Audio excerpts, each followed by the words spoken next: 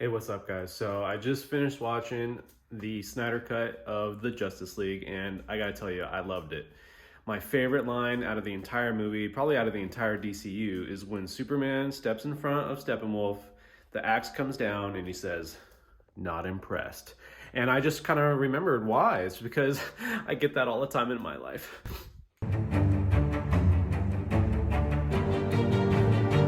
Hey, what's up, guys? Welcome back to the channel. I am your host, Tommy B, and this is the Bailey Broadcast. Today, we're going to be talking about Zack Snyder's version of the Justice League, his version of the Justice League. And all in all, this movie was beautiful. It was a masterpiece on every level.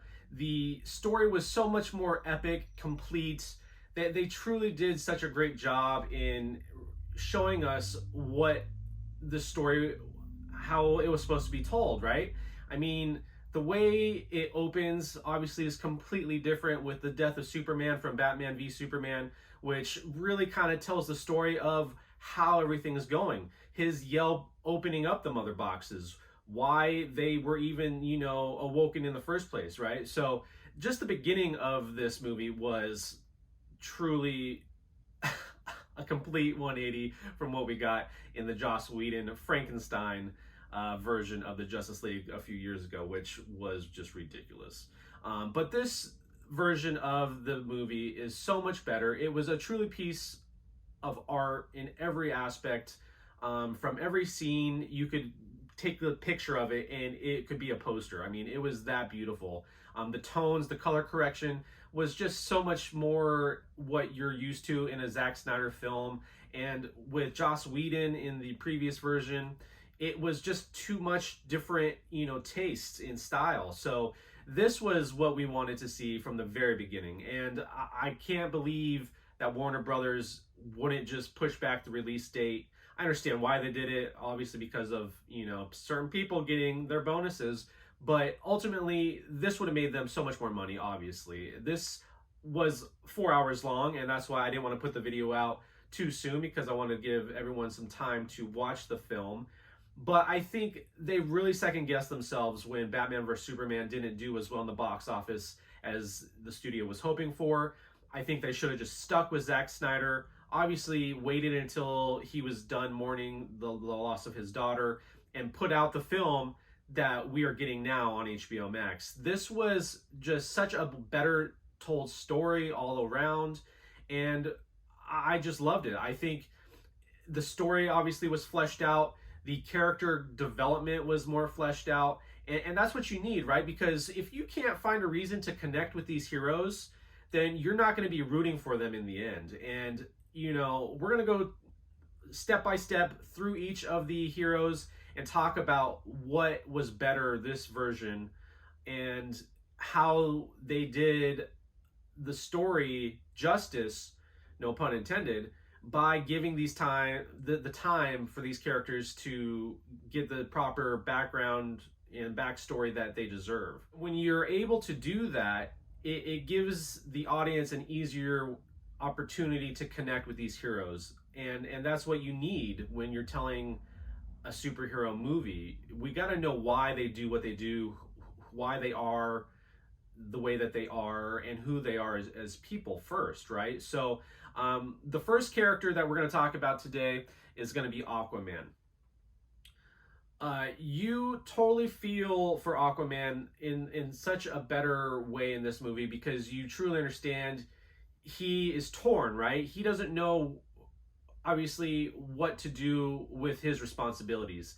Yeah, he's half Atlantean, the heir to the throne in Atlantis, but growing up on land, he doesn't feel any real responsibility with them yet. There is some pressure of that, I think, building up through the story.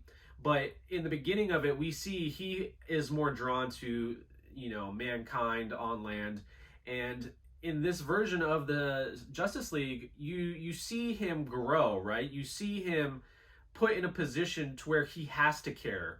And if he doesn't care, the world's gonna end. He's the only one that can really do what he does and help the team how they need him to help, right? So Batman, Ben Affleck as Batman, has a way better purpose and direction in this story. You feel for him and what he's trying to do, which is put a team together. Obviously, in the first version, you can kind of get a sense that he felt the guilt of the death of Superman and he felt responsible, but this one really just gives him a better understanding of his, pain, and why he wants to put this team together. The action, I think, for Batman was a lot better. Obviously, there was some shots, especially towards the end of the film in part 4, I guess you could say, where he's doing his Batman thing, right? He's flying the Batwing or his carrier. He's driving the Batmobile insane, and he's using technology like we know Batman to use. So this version really kind of gave a better overall understanding of Bruce Wayne and what he was trying to do, which was put this team together, because this was the only way they were going to win. So the best character, though, or the character I should say that had the most growth, the most to gain in this version, was Cyborg. Cyborg was just not done proper justice at all in the Joss Whedon cut. In this version, he actually gets some backstory. He gets a time for us to understand who Victor Stone is, right? This guy was incredible genius. He was an athlete on the football team, and when he gets in that accident and his mother, dies, you really begin to understand the hatred towards his father, who was just trying to save his son.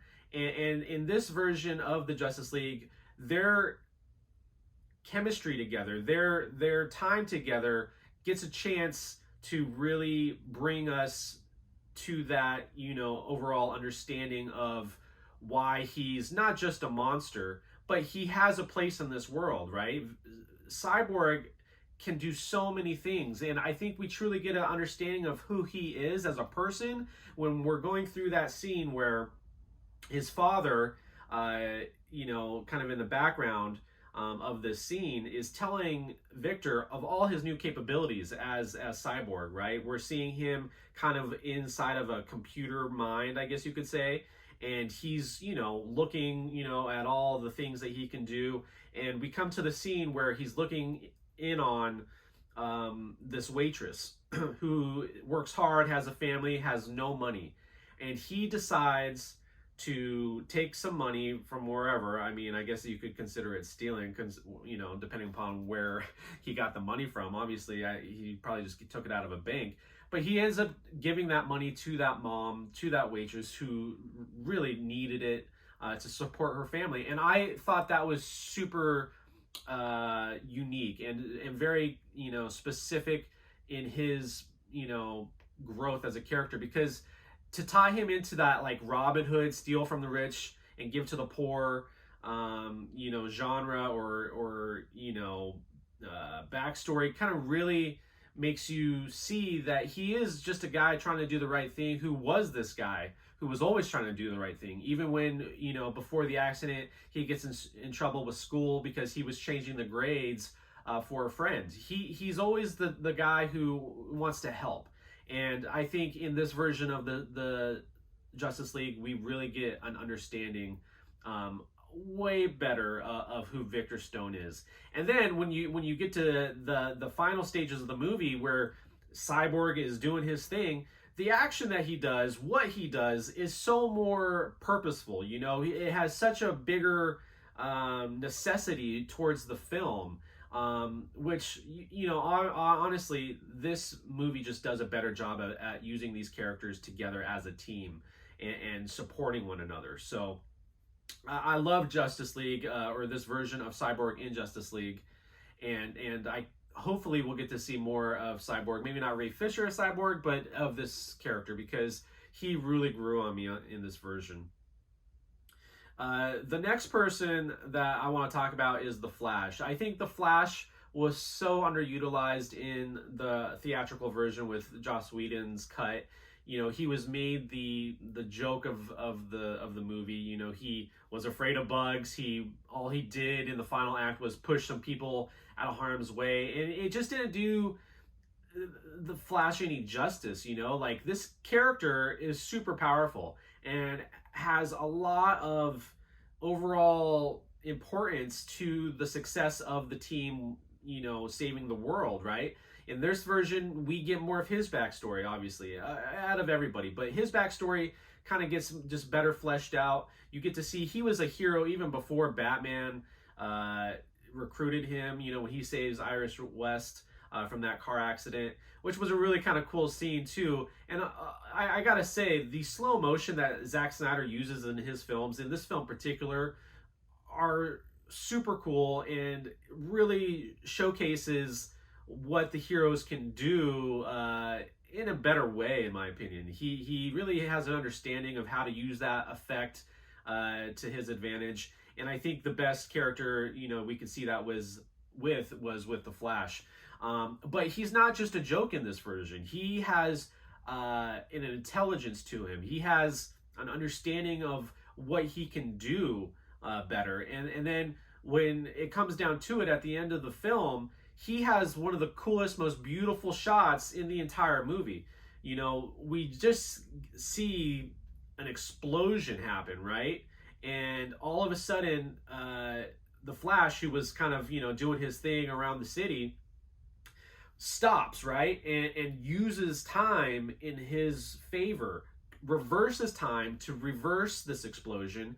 And it was such a beautiful shot and so intense, because you knew he could do it, but he has to still yet control himself, because if he goes too fast, he can, disrupt the time, continuum and really do a number on the universe, which obviously I think we're going to see in his own movie coming out shortly. So the Flash, who is one of my favorite characters, obviously, it was just so much more of a character that you didn't feel like, ooh, he was just kind of ha ha ha, not really important. This movie, or this version, he is important, so that was great. Superman. Superman is probably the best part of this film to me. I mean, he didn't get really many extra scenes in this version, but the scenes that he was in that were also in the theatrical version were just better directed. They were better explained. You could understand the loss of Superman from Lois and his mother's perspective a lot more clearly. And when he does return, you can't feel that, anything but that joy and satisfaction that the Man of Steel is back. And he obviously, without having to worry about that stupid CGI mustache being taken out in this version, you really get a sense of he is back. Superman is a bad A, and the best scene in this whole movie, obviously there's two scenes. My first favorite scene in this movie is when he's walking around the Kryptonian ship. He spots the black suit, right? He puts the suit on and he does his Superman thing. He blasts off into the atmosphere, and in slow motion, once again, he just soaks up the sun, and it just is a beautiful shot of Superman. Another poster, if I could have one. And then, boom, he's off to go help the team. Next time we see him, he lands right behind Cyborg, who's trying to separate the mother boxes, right before Steppenwolf takes that axe down into Cyborg, and he hits Superman right on the shoulder. Doesn't penetrate, doesn't do anything, just stops, right? Superman looks up and he's like, not impressed. I got chills, because that was just such a perfect choice of words, dialogue at that moment. And you like, oh man, this guy, my bad, I didn't know you were Superman. That's what in my mind Steppenwolf was saying, like, oh crap, I'm in trouble now. And Superman blows his cool breath onto the axe, breaks it, and just beats him down. And that was so awesome. Like, that, to me, I'll watch that scene over again and again and again. It was truly remarkable. and fantastic to see. So again, you know, Superman didn't have that many extra scenes. If I don't know if he had any really extra scenes other than when he's walking around the Kryptonian ship and finds the black suit. But everything just looked better. You know, obviously we talked about the color correction already, and without having that CGI mustache taken off, you know, that wasn't distracting you. But the movie just does a better job at giving every character time to breathe and understand who they are, and you know where they were before all this to you know where they have to go to do what they need to do, right? So I truly love Superman, and I thought he was just a standout in this movie for sure. And then lastly, Wonder Woman. You know, Wonder Woman is great. I've loved Wonder Woman since the first Wonder Woman movie. Didn't care so much for Wonder Woman 84. Kind of thought that was a big letdown, which was surprising because I love Patty Jenkins as a director. I think what they didn't do justice, you know, I've been saying that a lot, but what they didn't do justice for Wonder Woman in 84, which I don't really want to get too much into it, but you have her still dwelling on the loss of Steve Trevor 60 years later. And I get that, you know, but at the same time, they're not moving the character forward in her progression as a person and as Wonder Woman. So, anyways, in the Justice League, in this version, her scenes are way more intense, right? First of all, I love the change of music that we got with the Zack Snyder verse. Compared to the Joss Whedon, it had a way more Amazonian feel to this, you know, kind of yell, you know, song that they chose. But because obviously this movie is rated R, by the way, because we get that version of it being rated R, her action scenes were way more awesome. I mean, let's be real. Like when she goes in to save the kids from the terrorist group who's just trying to, you know, turn back time and you know, go back to the dark ages. When she busts in and she sees everything in slow motion, she's only got seconds to stop these guys and get that, you know, bomb out of there. She's kicking their freaking ass. I mean, you see them going up against walls, blood. The way she's moving was so cool, and how fast it was just awesome. And I think that scene to me was one of the standouts of the whole movie. Even though we got that before in the theatrical version, this one just really showcased her powers even better. So I really enjoyed that scene. But even later on in the movie, you know, we get to see her show us how she knew all this information about Darkseid to begin with, right? Her mom sends her the Arrow of Artemis, which then leads open a door underground, that temple, where you see the story of the man, the first age of man, taking on Darkseid.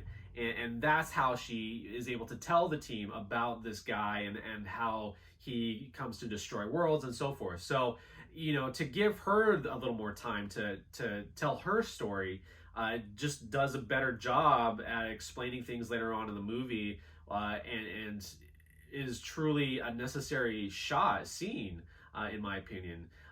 But then, you know, later on, not to fast forward too much, but when she is fighting Steppenwolf and, you know, they're doing her thing, she just has a presence to her. Gal Gadot does such a great job at showing the vulnerability, but the power of the Amazons, and trying to be also, you know, really, I know she's not the main leader of the team, but her tactics in fighting is almost, you know, I don't want to say similar to Captain America, but she has that kind of, you know, knowledge about how to battle that I think really helps the team in their approach. So again, you know, when at the end, when they're battling Steppenwolf and they're about to send him back through the portal towards Darkseid, and she comes down and slices that dude's head off, bro, that was awesome. So all in all, I think this film, because it gave each character time to breathe and develop each one of their stories, we are able to truly get a better understanding of who they are, which lets us connect to each one of them better, which helps us root for them in the end, right? Because if you can't connect to these characters, you're not going to care about the outcome towards the end. And if you don't get these little plot holes filled with how they know what they know and do what they do, then we get the Joss Whedon version, right? That version was just it was too mumbled. It didn't have any uh, emotion or reason to care behind it. This version was just everything that we needed it to be, and it's unfortunate that we probably won't be getting the Snyderverse anymore. This will probably be the end of all that, but I think for them to finally release this version just gives us fans of Zack Snyder and this version of the DCEU a lot of joy, and ultimately that's what we want, and to feel some closure to this entire universe. And I highly recommend it. This movie was truly epic, and I hope that I can get myself a copy on 4K, because I will be watching this movie over and over again. So all in all, the Snyder Cut did a better job at using these characters and defining who they are, while also using them better as a team. By fleshing each one of them out, we were able to see that each one of them has been affected by some type of loss that drives them to be the heroes that they are, and how they are motivated. This then tells a better story, which we can invest more interest in, and gives us a better overall experience. Taking that into account with how Zack Snyder directs and shoots each scene, while adding the slow motion to certain shots that he is known for creating, which left you wanting more. I hope you enjoyed watching this film, guys. Please leave your comments down below. If you haven't already done it, please like and subscribe to my channel. And we look forward to seeing you next time on the Bailey Broadcast.